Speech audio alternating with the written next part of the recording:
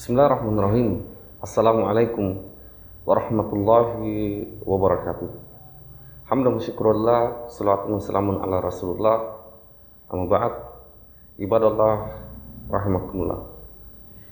Setiap manusia yang hidup di dunia ini tentu pernah ditimpa penyakit, baik itu yang bersifat penyakit yang keras maupun penyakit yang dianggap biasa oleh sebagian manusia.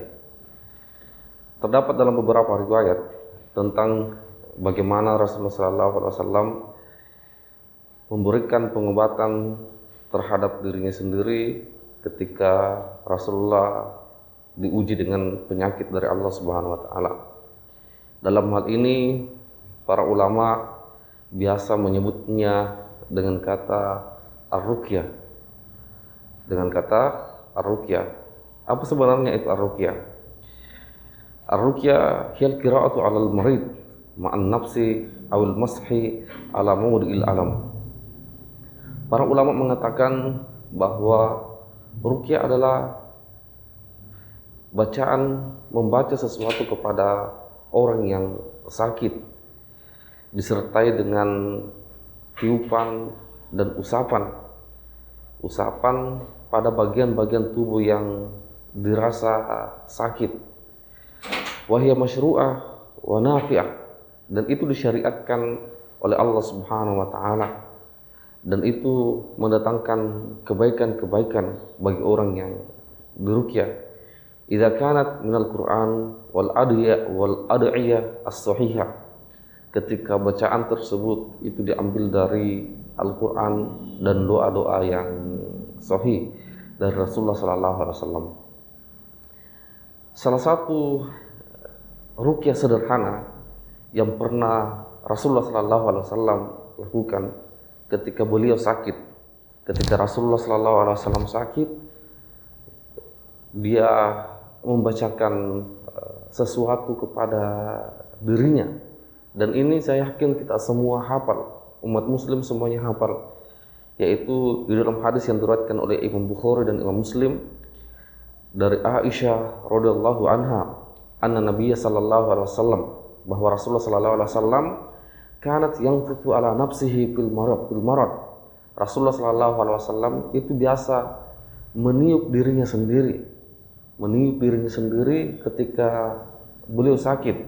Dalam riwayat yang lain Rasulullah meniup kedua tangannya.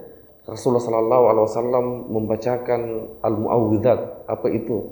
Surah Al-Ikhlas, surah Al-Falaq, dan surah An-Nas. Rasulullah membaca itu kemudian meniup tangannya, kemudian menyapu kepala, dia sapu kepalanya, kemudian mukanya, kemudian dia sapu seluruh badannya yang bisa disampai oleh kedua tangannya. Falamma thaqula kuntu anfusu alaihi bihinna. Ketika Rasulullah sallallahu alaihi wasallam penyakitnya sudah berat, maka Aisyah yang membacakan al-mu'awwidzat. Aisyah juga yang meniup ke tangan Nabi, tapi tangannya Nabi sendiri yang dipakaikan sapu usap seluruh badannya Nabi. Libarakatiha, untuk mendapatkan keberkahannya. Tentu hal ini mudah buat kita, ibadallah rahimakumullah.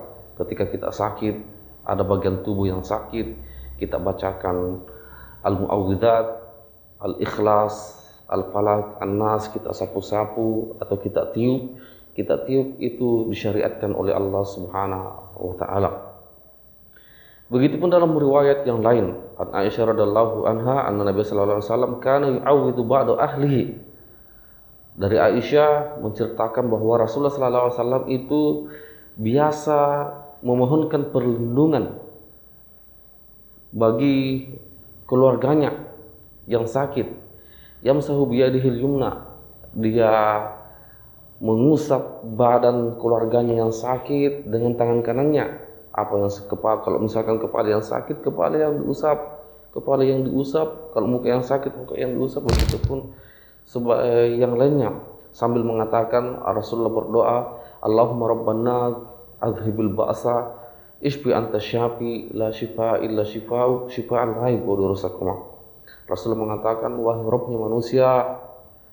Robnya manusia, hilangkanlah penyakit ini. Hilangkan penyakit ini. Isbi anta syafi, sesungguhnya engkau maha penyembuh. La shifa illa shifa'u, tidak ada kesembuhan melainkan datang darimu ya Allah. Shifa'an la yughadiru saqama, yang tidak menyisakan rasa sakit. Inilah salah satu bentuk upaya yang dilakukan oleh Rasulullah SAW ketika mendapatkan keluarganya yang sakit, maka Rasulullah membacakan doa ini, menyapu bagian yang sakit dengan tangan kanannya dan menitnya. Sebagai kesimpulan, mari kita biasakan sunnah Nabi ini, tata cara Nabi dalam mengobati keluarganya yang sakit, dan menjadi catatan penting bahwa yang dibacakan adalah doa yang disyariatkan oleh Rasulullah SAW, termasuk di dalamnya adalah Al-Mu'awwidhat, surah Al-Ikhlas, surah Al-Falaq, dan surah An-Nas. Hadanallahu wa iyyakum ajma'in. Assalamualaikum warahmatullahi wabarakatuh.